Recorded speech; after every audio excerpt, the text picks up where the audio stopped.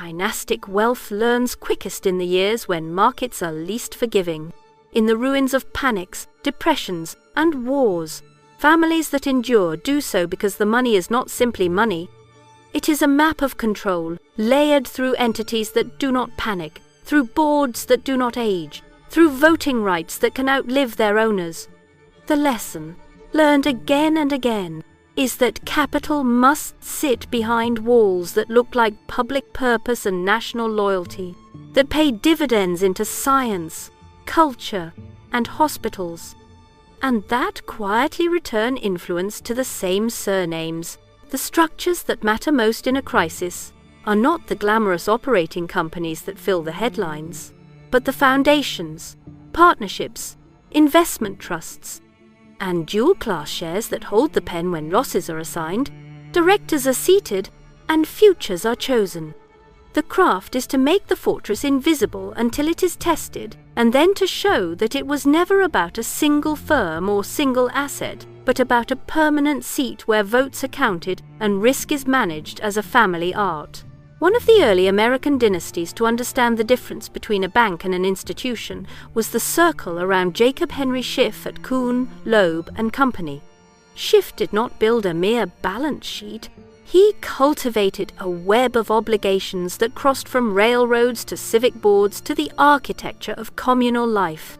He raised European capital for American growth and then spent reputation as carefully as he deployed cash, endowing hospitals, museums, seminaries, and immigrant relief.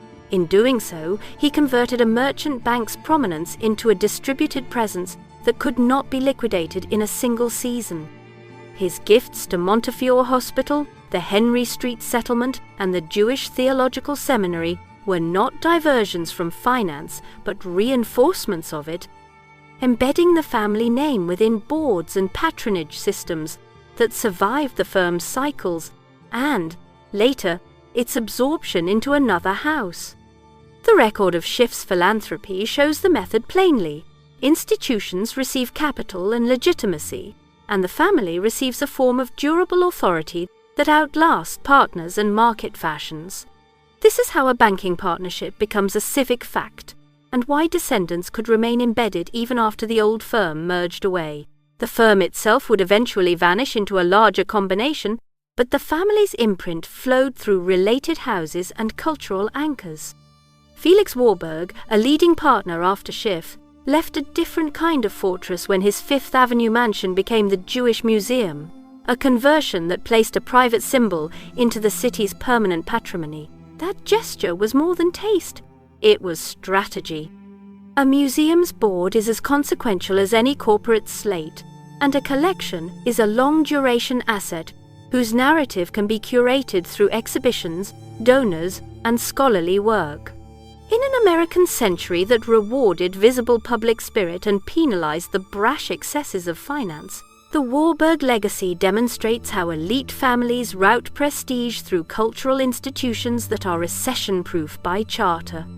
The museum's residence in the former Warburg House stands as a textbook case of how personal wealth is converted into institutional form and thus into time. If American banking dynasts perfected the institutional membrane, Anglo-German houses learned to place the legal domicile of control where storms were survivable. The Schroeder family's London pivot in the 19th century turned a continental merchant partnership into a cosmopolitan finance house. By the early 20th century, the partners did something unusual, even by the standards of international banking. They formed a New York corporation, J. Henry Schroeder Banking Corporation, nicknamed Schrobanco, while maintaining London as the mothership. The consequence was a cross-Atlantic architecture able to fund trade in one jurisdiction while preserving capital and archives in another, an arrangement that proved invaluable when wars disrupted currencies and politics. The archives of the New York Corporation and the firm's own histories show how early investment trusts, dollar trade finance, and later a public listing in London turned the business into a set of nested entities with different risk exposures. When a crisis hit one currency or market, the group could operate from the other, and when regulations tightened in one city, another home could receive the balance sheet. The family did not bet on clairvoyance. They bet on jurisdictional redundancy. The technique that perhaps most clearly reveals the invisible fortress is the Scandinavian method perfected by the Wallenberg family in Sweden, where control does not sit in a person, but in foundations that are legally perpetual. A century ago, the family established Investor AB as the operating anchor that would hold significant stakes in national champions and place family members on boards. Around that company sit large grant-making foundations, including the Knut and Alice Wallenberg Foundation, which receives dividends and finances scientific research while remaining a cornerstone owner. The result is a two-loop circuit. Portfolio companies pay dividends to investors' dividends support the foundations, and the foundations, as major shareholders, allocate capital and legitimacy back to the country's research base while preserving voting control. It is a shield that works in both booms and recessions, because the assets are diversified across sectors, and the owners are constrained by mission as well as by blood. When headlines proclaim that Swedish industry faces a downturn, the Wallenberg structure blunts the shock by keeping the core holdings in patient hands and by converting cash flows into national prestige. Mechanically, the fortress is built from voting rights, not just from money. Investor AB divides equity into Class A and Class B shares, with Class A shares carrying one vote and Class B shares carrying a fraction of a vote. The family foundations hold blocks of the stronger class, so that a minority of capital can command a majority of votes. This is not a Swedish eccentricity, but a widespread corporate technology that allows founding owners to keep strategic control while selling economic exposure to the market. In a crisis, that asymmetry matters, because it is voting power that chooses whether to cut dividends, sell assets, raise equity, or change management. The shareholder registers confirm that the Knut and Alice Wallenberg Foundation remains the single largest owner, with a small fraction of total capital translating into a far larger share of votes. In practice, this means that when credit markets tighten or a sector turns down, the family's voice still sets policy. The fortress is legal, public, and disclosed. Its invisibility lies in how few notice voting structures when prices are rising. Foundations also protect against the most dangerous market event of all for a dynasty, which is not a crash but a succession, where individual heirs may feud or need liquidity. A foundation does not divorce, die, or panic. It can hold for decades while grooming board-ready members of the next generation through observer roles and formal councils, passing down judgment as a craft. Recent reporting on Wallenberg succession describes how multiple branches prepare younger members for foundation and company boards, ensuring that roles are earned within a family constitution rather than improvised at funerals. This is the cultural side of the fortress. Statutes, councils, and rituals that turn investment into a profession and kinship into governance. In a drawdown, this slow professionalism is the difference between families who sell the trophy to meet a margin call and families who buy the market at a discount because the charter and calendar tell them to. The same structural instinct lies beneath the later history of the Schiff and Warburg circles. When a private partnership like Kuhn, Loeb merged into a rival, much of the family's endurance did not depend on the partners' draw, but on the network of boards and institutions they had fertilized for decades. University trusteeships, museum councils, hospital presidencies, and civic committees established a dense canopy under which other businesses could grow. The dollars gave buildings and endowments. The endowments gave votes and appointments. The appointments gave information and alliances that outlasted any one crash. This is not mysticism, it is governance. In financial history, the partners who ran out of friends ran out of capital soon after. The families who turned philanthropy into a standing claim on talent and legitimacy could relaunch through the next vehicle, with the same surnames attached in new configurations. The continuity of that influence, recorded across museum archives, donor plaques, and institutional histories, is part of the financial statement that markets do not tally, but elites always read. Cross-border placement of holding companies is the other flank of the walls. The Schroeder example shows how a London merchant bank with a New York banking corporation could survive disruptions that crushed single-home firms. Public listings, investment trusts, and later global asset management diversified not only revenue, but regulatory risk. When nationalism ran hot, the group's legal persons stood where they would be safest. When currency regimes shifted, the operating platform could emphasize the side of the Atlantic, where returns were real and repatriable. The documentary trail of Sribanko's trade finance and new issue business in the interwar years confirms that the family did not wait for safety. They built it by sitting in the deepest pools of liquidity on both sides of the ocean. In the language of modern risk, they hedged jurisdiction. In the language of families, they chose where their signatures would be honored, no matter who won the election. The Scandinavian variation refines this with a civic vow. The Wallenberg foundations are not ornamental shells. They are dominant owners whose dividends fund national research at a scale measured in billions of kronor each year. By routing control through grant-making bodies with explicit public missions, the family bound its fortune to the nation's scientific future, which in turn justified a long-term approach to industrial stewardship even when quarterly numbers disappointed. That bargain is visible in the Foundation's disclosures of annual grants and in Investor AB's communication of its role as a long-term owner across listed companies and a portfolio of wholly owned businesses grouped under Patricia. Industries. The fortress here is not only legal architecture but a social contract. Keep the companies stable, fund the laboratories, and in return retain the right to think in decades. In a crash, that contract is worth more than cash because it buys patience from politicians, unions, and the public. The principle uniting these cases is that resilience is designed into the ownership chart. Dual-class shares concentrate votes where experience lives. Foundations lengthen horizons and mute succession shocks. Cross-border entities diversify regulatory and currency risk. Cultural institutions convert private power into public legitimacy, which can be spent when factories must be reorganized or banks must be recapitalized. These devices do not prevent losses. They decide the terms of loss, the timing of asset sales, the choice of which divisions are protected and which are sacrificed. In that sense, the fortresses are invisible only to those who look at prices rather than at charters.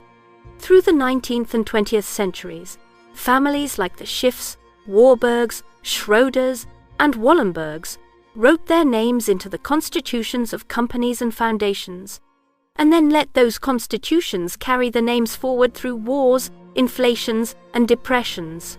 That is why, when the market breaks, some owners disappear, and others remain seated. The hard lesson is that endurance is not a trait, it is a structure, and the structure is written down.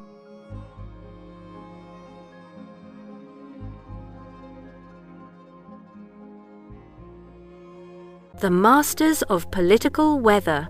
Wealth that survives crashes does not mistake policy for background noise.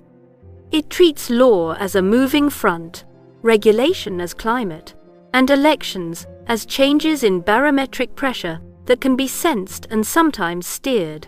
Families that learn to live through storms learn to read the front before it broke.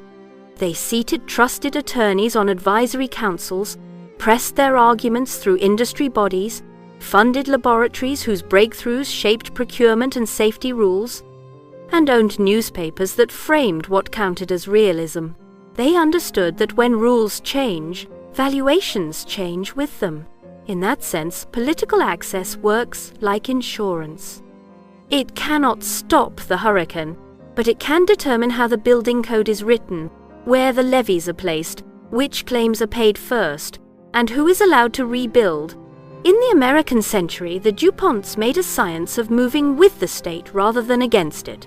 The family began with explosives, selling gunpowder to mines, railroads, and the Union Army, and then transformed the powder business into a diversified chemical empire anchored in research laboratories and new polymers. They did not abandon the arsenal. They professionalized it, building credibility as engineers who could answer the most demanding government contracts while learning that proximity to public purpose reduces volatility.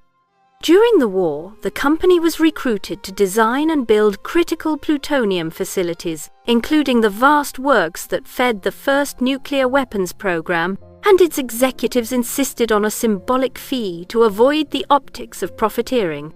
When the boom subsided and antitrust concerns rose, the family learned a second lesson.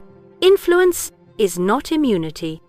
A sequence of federal cases forced the company to relent where competition demanded it, culminating in a Supreme Court decree requiring the unwinding of a strategic stake in a dominant automaker. Yet even that loss confirmed the method. The group did not vanish with divestiture. It pivoted to consumer chemistry, to fibers that could be marketed to households, and to a permanent seat at the table where military and industrial safety standards are written. The research landmarks around nylon's rollout and the record of wartime contracting show a house that adjusted its sales to the prevailing legal winds and survived. The chemistry that softened the company's public image was not an accident of laboratory fate. It was risk management by narrative and by product. Nylon entered the market with a perfect combination of novelty and symbolism, a synthetic fiber sold to ordinary citizens while its wartime variants reinforced uniforms, parachutes, and tires. The power of that dual identity was simple. In a downturn, household demand could cushion a slower procurement cycle. In a mobilization, the same expertise could be redirected to national needs with reputational profit. The archival statistics of those first stockings and the museum collections that preserve them are not trivial anecdotes. They are evidence of timing, as strategy, a family choosing consumer chemistry at the moment when the federal antitrust appetite demanded visible competition in heavy industry and when mass culture was willing to accept a new material as both modern and patriotic. The company had been forced to loosen its grip on a great car maker, but it tightened its hold on polymer science and the adjacent standards and supply chains that made those fibers ubiquitous. Across the Atlantic, the Agnelli family learned to treat a car maker as a political instrument without letting it appear as one. The firm that began as a northern Italian manufacturer became a proxy for national capability, employment, and pride. And that stature delivered what balance sheets alone cannot. Successive governments could quarrel with the company, but they could not ignore it because the factory was a constituency. This leverage mattered when recessions, exchange rate shocks, and the endless European arguments about industrial policy threatened margins. It also mattered when the family diversified its insurance by moving into information. Through the family holding company, stakes were built in newspapers, and later, in a venerable British periodical that shapes the vocabulary of global business. The point was not to turn editors into public relations officers. It was to deepen the family's presence in the conversation that defines what policy is supposed to accomplish. Even in the present, as the automaker's successor entity sits in a merged constellation and Italian leaders complain that national interests are sidelined, the figure at the head of the family partnership remains central enough that the political critique must name him. The headlines show that when strategy requires it, production can be shifted, alliances can be renegotiated, and the government still seeks a counterweight to the house the Agnellis built. That is political weather as operating condition. The family's education in policy risk included humiliation as well as triumph. Italy's corruption scandals in the last decade of the 20th century did not spare the old houses of industry, and the investigations reached into the company's inner rooms. Yet the dynasty did not evaporate under judicial heat. It restructured. It promoted managers who could speak the language of global capital markets, and it concentrated authority in a new generation that rebuilt the business through crisis and merger. The inheritance disputes chronicled in recent reporting show the cost of keeping control inside a partnership, but they also show why the structure exists. Concentrated command in a limited partnership let the family steer through the collapse of one domestic industry model into a continental design. The weather changed, the house remained. In France, the Dassaults survived extremes that would have broken less cohesive houses. The founder, known first by another name, endured imprisonment by his own government, under pressure from occupiers, deportation to a camp, and a post-war regime that nationalized broad tracts of heavy industry, including segments of aviation. He returned not with slogans but with engineering, re-entering an altered industrial landscape in which the state would always be both customer and regulator. The family learned to build aircraft that met strategic needs and to live with the ambivalence of a country that alternately centralized and liberalized. In time, they acquired a major conservative newspaper and a growing media group, a move that made inevitable debates about editorial independence, but that also placed the family within the narrative frame of national interest. Their aircraft would be defended as patriotic procurement. Their newspapers would be read as guardians of a heritage they claimed to represent. The documentary record of nationalization, the founders' deportation, and the later purchase of the daily paper set out the itinerary in plain detail. The dynasty weathered occupation, purges, shifting ownership doctrines, and modern European consolidation by aligning its own fortunes with defense and with a voice that could speak to the electorate about what defense required. Political access functions like insurance because policy is a pricing machine. Antitrust remedies determine whether a conglomerate can hold a strategic share of a downstream buyer. Procurement rules decide whose equipment qualifies as interoperable. Media concentration thresholds define how many outlets a holding company may own in a single market. The economic literature names this contest for rules without romance, reducing it to a struggle among organized interests for the right to define the public interest. The language is dry, but the implication is not. If an old family can learn to be the best organized interest in the room, it can anticipate draft bills, shape enforcement priorities, and turn shocks into transitions it already mapped. To call this capture is to describe one moral. To call it insurance is to describe one mechanism. The landmark debate that began in the early 1970s and the later assessments by economists who studied the supply and demand of regulation give a vocabulary to what the houses of industry were already doing as craft. There is a harder edge to the method that respectable language can blur. Owning a newspaper does not guarantee victory, but it lowers the cost of persuasion. Funding a university laboratory that specializes in a field adjacent to a family's core business does not dictate outcomes, but it ensures that the scientists who brief regulators know the family's engineers, and the engineers know the scientific frontier.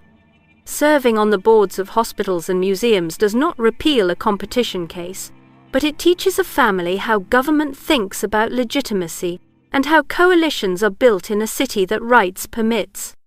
The evidence is always inferential because the most effective influence is preemptive, but one can see the pattern in the sequence of acquisitions, in the timing of charitable gifts, in the hiring of former civil servants, and in the editorial lines of outlets whose owners also bid for state contracts.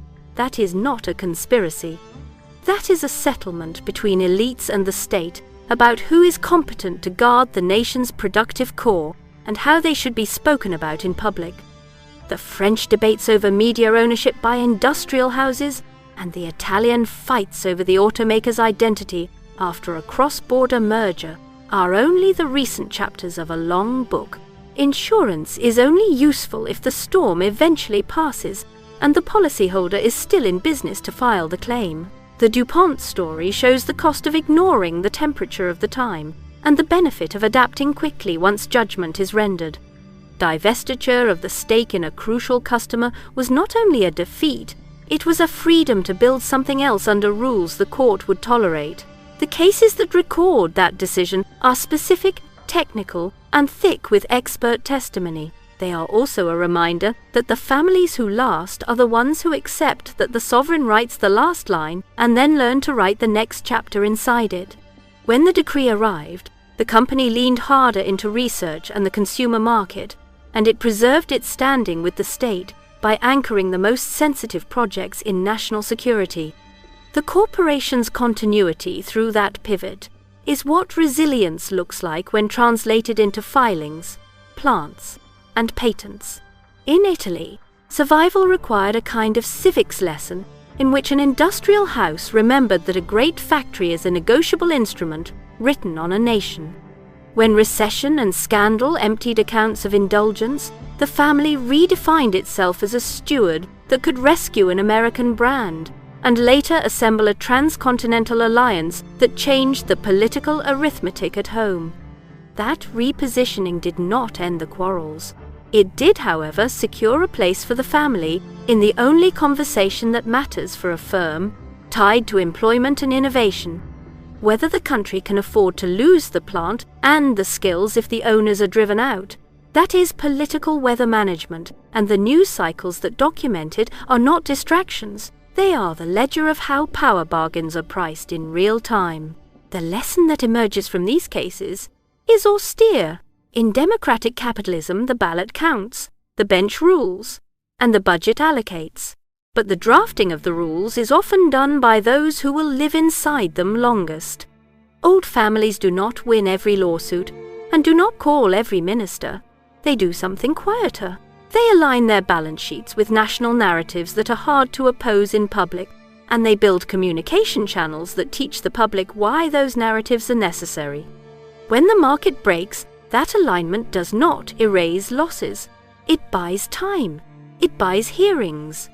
It buys the presumption that the factory should be saved, that the aircraft must be funded, that the new fibre deserves a standards committee and a line at the department store when peace returns. That time is what turns a crash into an interlude rather than an ending.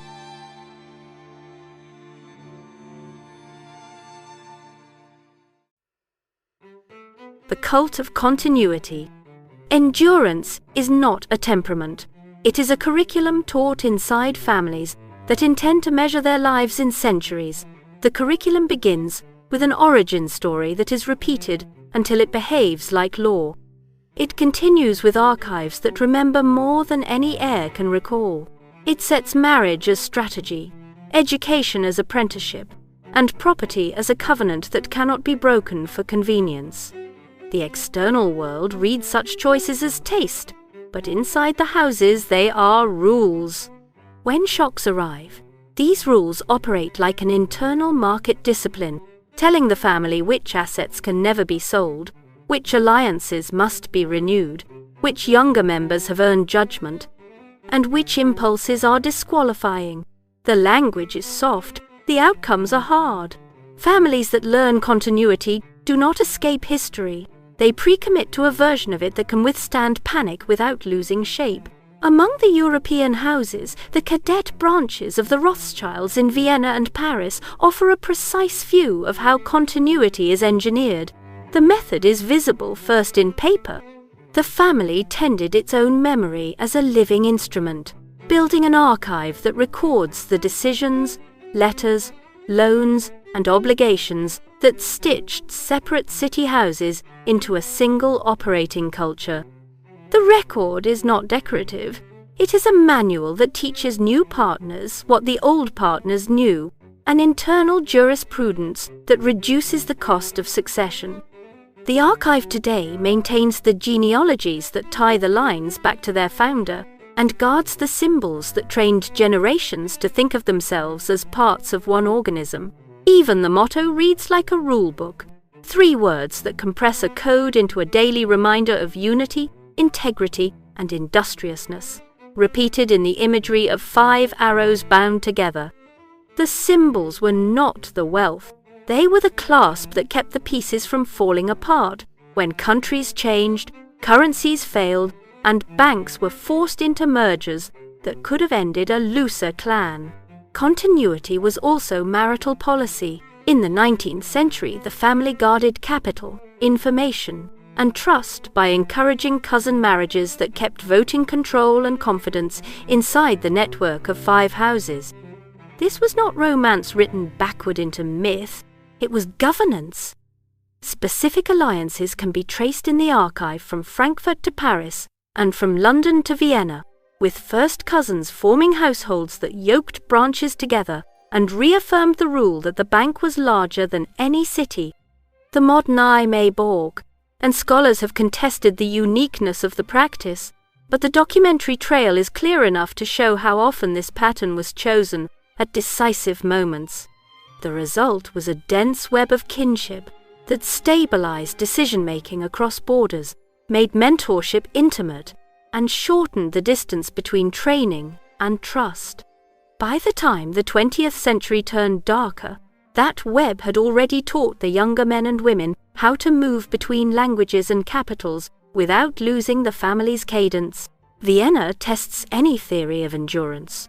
The house there rose with the making of a continental bank that embodied imperial finance, a pillar whose later collapse signaled the continental crisis of the early 1930s. The banking failure that began in that city has been studied as a trigger of the wider European panic, and the Rothschild connection to Vienna's great credit institution is part of that story. Yet the measure of continuity is not whether a single bank survives unscarred. It is whether a family retains the capacity to act when confiscations and national traumas try to erase it.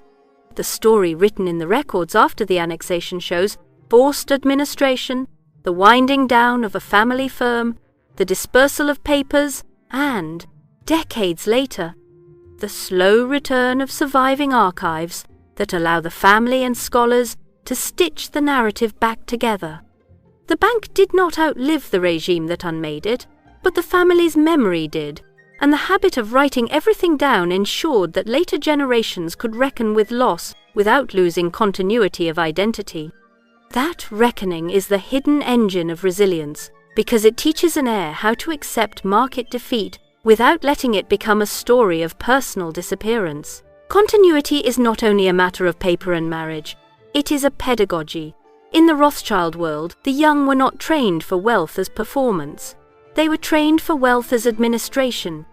Apprenticeship looked like time in cousin houses, time on secondary boards, time absorbing the politeness of refusal and the courage of unpopular decisions.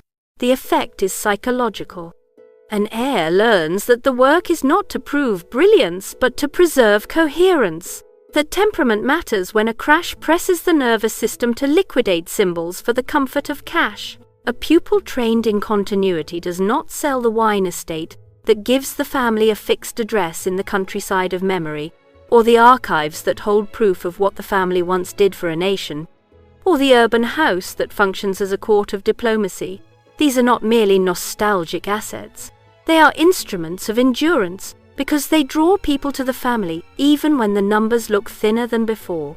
The British example of the Grosvenor family, the Dukes of Westminster, shows how continuity can be written into stone and lease rather than into ledgers. The estate that became Mayfair and Belgravia entered the family by marriage in the 17th century, a fact recited so often in London histories that it sounds like a legend until one looks at the land registry and the lease plans. The core of the culture is a decision that freehold land should function as the family's foundation.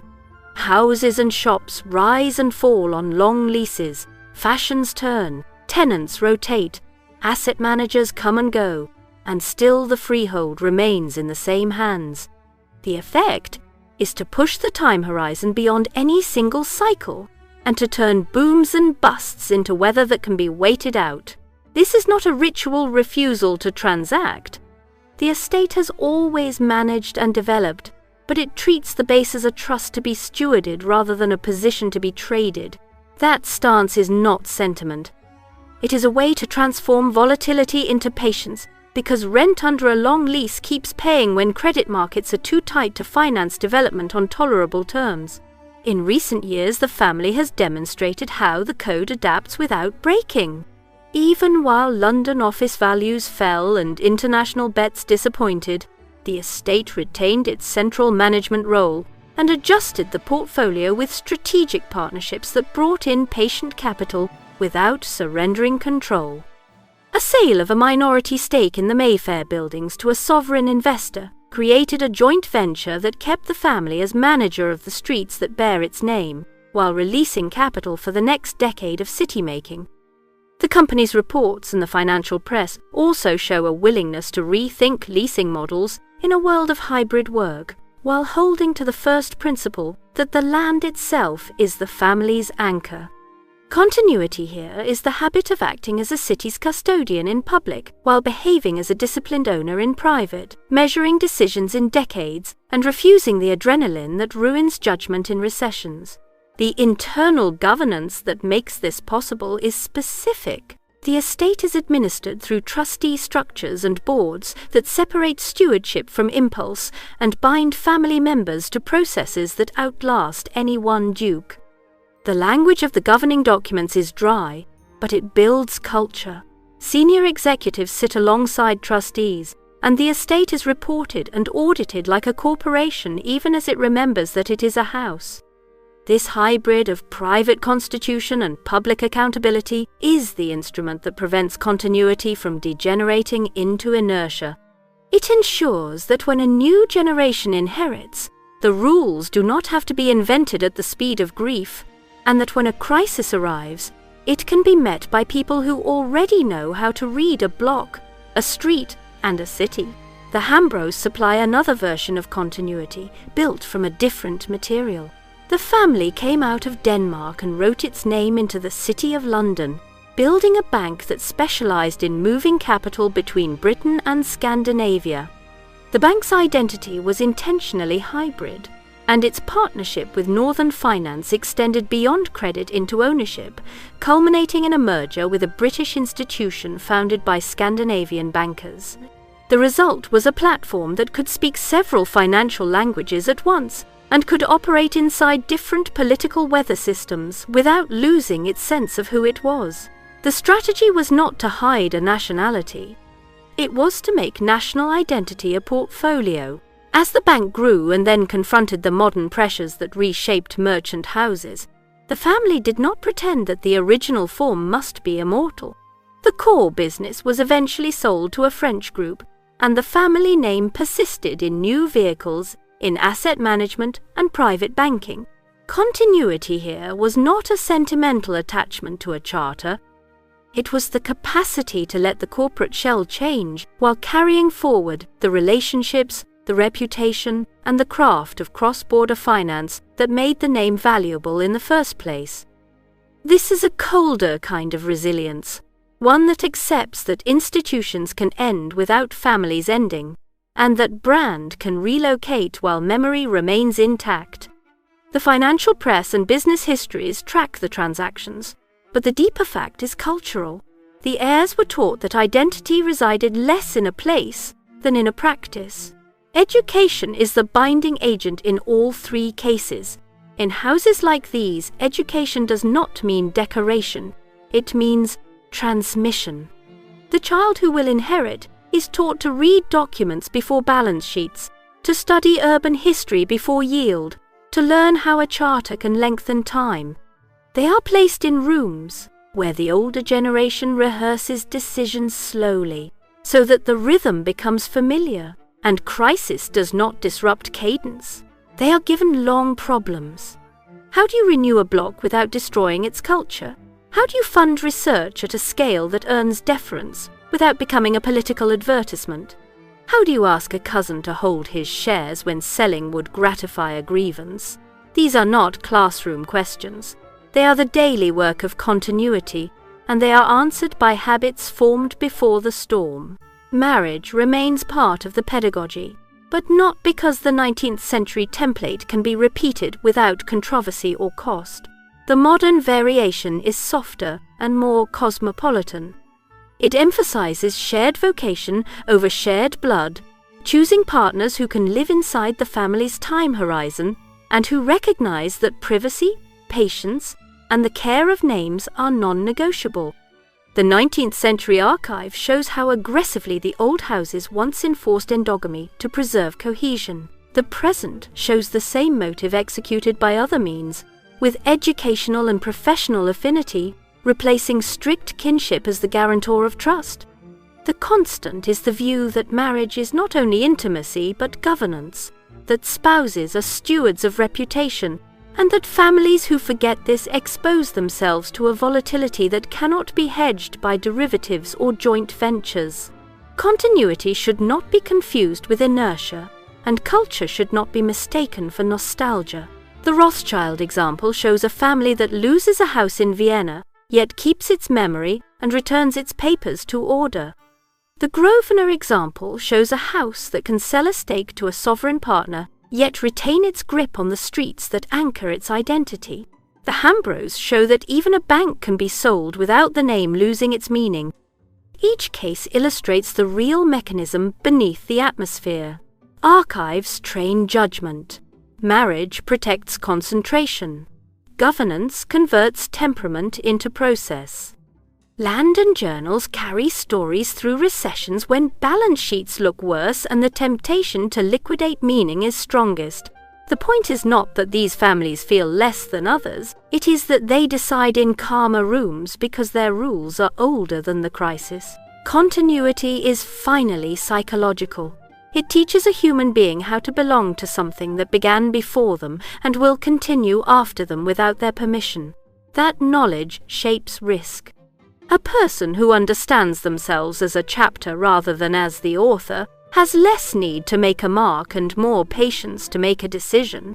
The archives exist to keep this perspective alive. The estates exist to give it a place. The marriages exist to recruit allies who will honor it. When the crash comes, those allies do not ask for liquidation to soothe fear. They look to the rule book, to the street plan, to the minutes of a meeting held in a previous crisis, and they continue the work. The market does not reward this in a quarter, it rewards it in a century.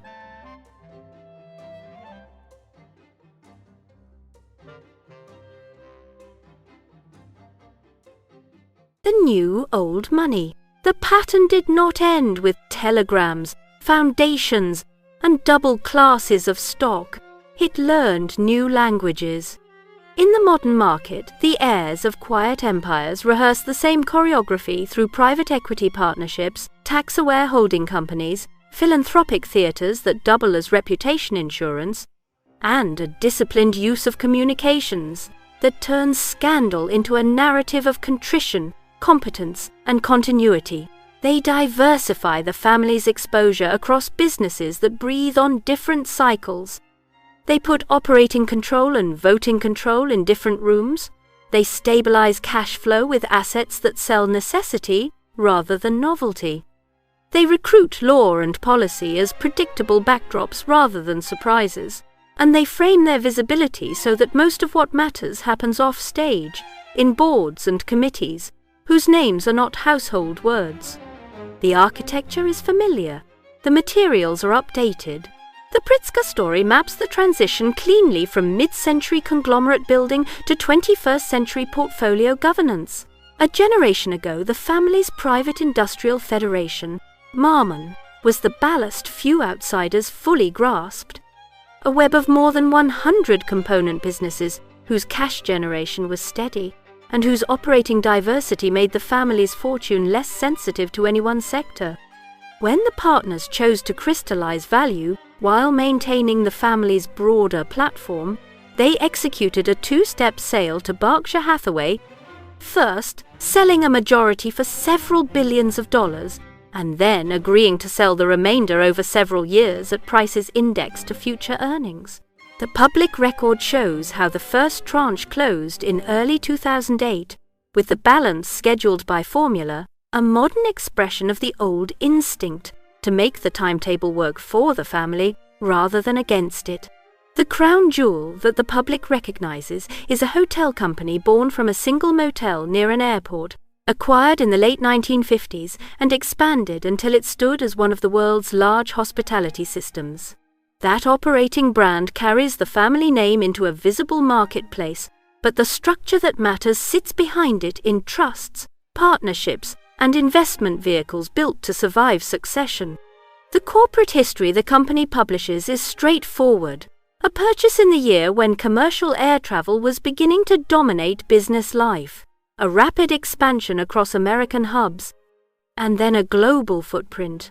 For the family, the lesson was not merely hospitality, it was tempo. Own businesses tied to travel and meetings when the economy is scaling, and own dozens of less cyclical manufacturers through a private industrial group when the economy slows. When the time came to concentrate and modernize, the family divided assets, settled internal disputes with large but finite payments to younger claimants, and positioned cousins on separate but coordinated tracks in hotels, philanthropy, venture capital, and politics. The outline of that settlement, the staging of the Marmon sale, and the later public service of a family member as governor all document the same muscle: absorb conflict, institutionalize it, and resume the program. The political chapter mattered because public office can be both exposure and proof of stewardship. The Illinois record confirms that an heir who built private capital platforms and incubators ran for high office, won, and governed long enough to be re-elected, while the family enterprise continued to hold and redeploy assets under professional managers. The point is not partisanship. It is that the family's risk is dispersed across roles and vehicles so that a controversy in one domain does not imperil the whole. The operating company continues to sell nights and conferences. The family offices continue to finance mid-market buyouts and growth equity. The philanthropic arms continue to fund universities, museums, and hospitals. Public office becomes another instrument in the orchestral score, not the only melody. The German example is sharper because reputation itself was the risk to be managed. The Quant heirs are indelibly tied to the rescue of a Bavarian car maker that nearly vanished at the end of the 1950s, and equally tied to family wealth that grew inside a regime whose crimes cannot be footnoted away. The public history says that a family partner quietly accumulated a blocking stake, thwarted a merger into a rival, recapitalized the company, and kept it independent long enough for new models and a new management culture to rewrite the firm's future. That same public history also records the wartime use of forced labor and the profit that flowed to the family from factories embedded in the regime's economy. In the first decade of this century, the heirs commissioned an independent historian, granted access to the archives, and accepted publication of a long study that spelled out the complicity. The foundation that carries the family name kept the name and declared that the right way to carry history is to confront it and then earn legitimacy through future service. That is not a deletion of guilt. It is a bid for continuity that uses transparency, institutional philanthropy, and a visibly modern industrial strategy to keep ownership legitimate. The modern voice attached to that holding does not narrate like a 19th century patriarch. It sponsors a foundation that convenes leaders under the rubric of responsibility. It funds cross-sector programs that sit well with the nation's post-war civic language. And it stewards a stake in a manufacturer that employs thousands, exports globally, and invests in electrification. Reputation management here is not abstract. It is written into the names of programs, the composition of boards, and the cadence of public apologies. The industrial core provides payroll and research. The philanthropic facade provides language for meaning. Together, they buy time during reshoring debates, climate regulation, and supply chain shocks, and they help ensure that the old name remains a synonym for national competence rather than a warning sign from the past. Beneath the headline dynasties is the quiet layer that matters most in a crash. Families whose wealth is tied to regulated necessities. The Crown family in Chicago is an example.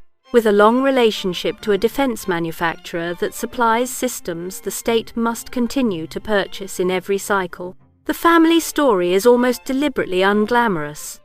A building materials firm was merged into a defense contractor in the mid-20th century. A controlling stake was fought over, lost, and then rebuilt, and the heirs remained meaningful owners half a century later. The public filings and the business press keep resurfacing the same detail. The family's stake in a contractor whose customers are sovereign, whose cash flows are insulated by multi-year appropriations, and whose reputation in Washington is set by competence rather than celebrity. In a recession, discretionary consumer spending breaks first. Defense procurement is written in budgets drafted years ahead. That is how quiet inheritance turns into ballast.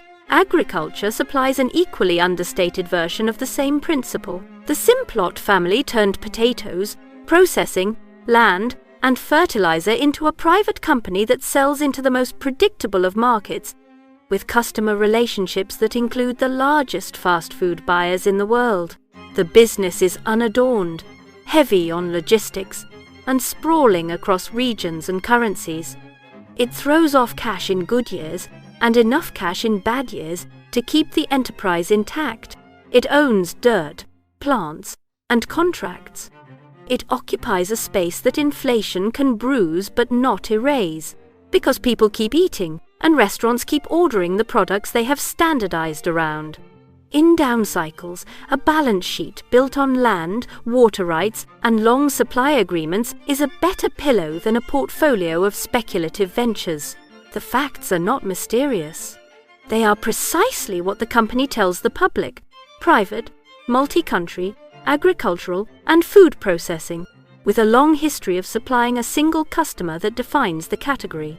Agriculture's political edge, which once hid in commodity programs, now sits in the open.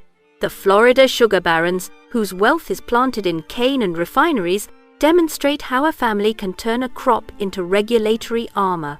Their companies defend subsidies and special treatment as national policy, give heavily to both parties, and suit their public relations to the times by claiming ever greener methods while fighting lawsuits that call those claims into question.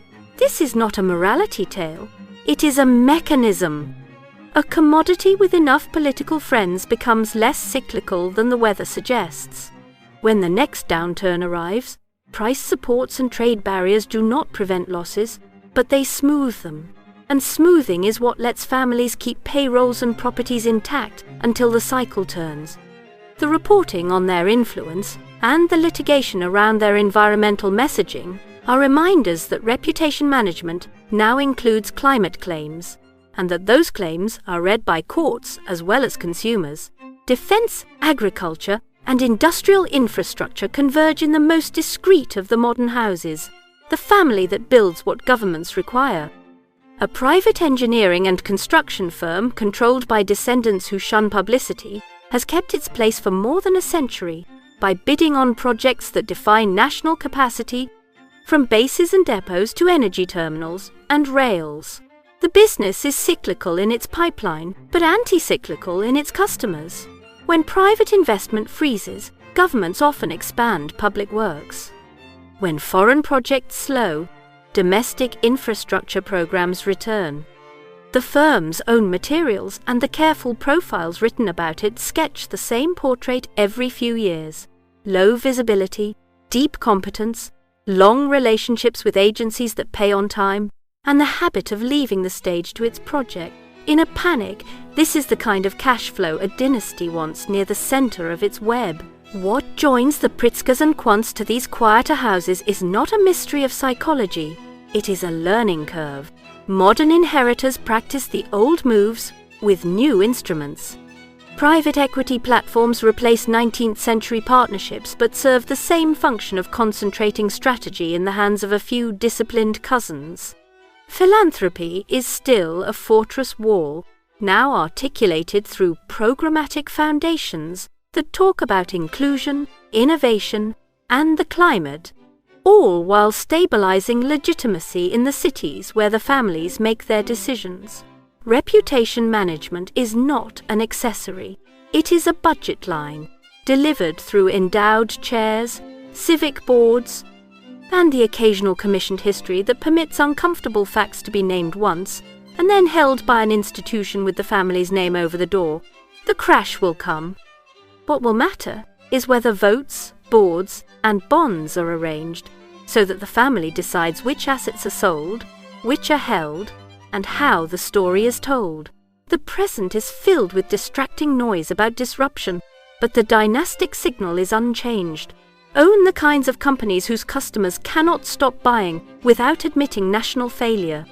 Spread the family's identity across several coordinated vehicles so that no single scandal sets the whole house on fire. Keep the visibility of the private lives low and the visibility of the civic gifts high.